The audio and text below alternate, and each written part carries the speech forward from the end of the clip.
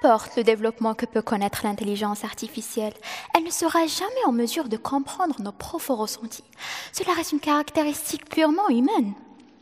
C'est ce que j'avais dit, et en toute confiance, un ami, pour me retrouver juste 2 ans plus tard, en thèse, en train de développer des modèles d'intelligence artificielle pour la détection du ressenti.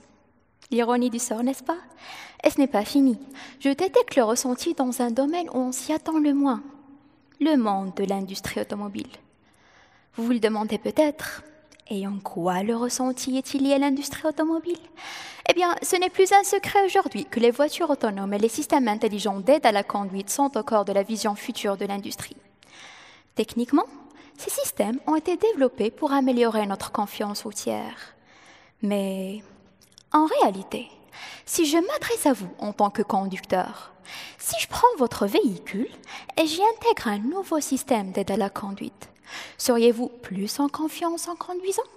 Ou au contraire, cela pourrait-il créer un stress que je rappelle inadmissible dans un tel domaine? Quel serait votre ressenti? Je vous le demande, car c'est à base de ce ressenti que les grandes décisions concernant le développement de ces systèmes sont faites. Vous êtes plus en confort? Forte chance que ces systèmes soient validés et posés sur le marché. Vous êtes plus stressé? Il faut les développer. Mais alors, comment détecter ce ressenti? Vous me direz, facile, il suffit de demander directement. Eh bien, pas vraiment. Je peux vous donner là maintenant la version la plus développée des questionnaires pour tenter de comprendre le ressenti. Mais je suis presque sûre que j'aurai les mêmes résultats.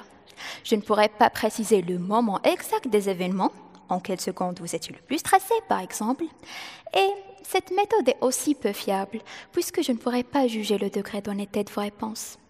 Un petit clin d'œil aux personnes moins honnêtes.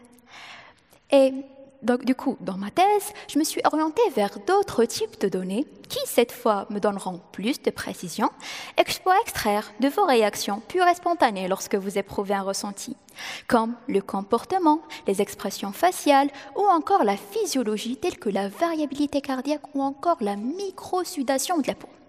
Et donc, dans ma thèse, je collecte ces données des conducteurs pendant la conduite à travers des caméras et des capteurs intégrés à des montres, histoire de ne pas gêner la conduite, et j'utilise ces données pour développer des modèles d'intelligence artificielle capables de détecter précisément le ressenti.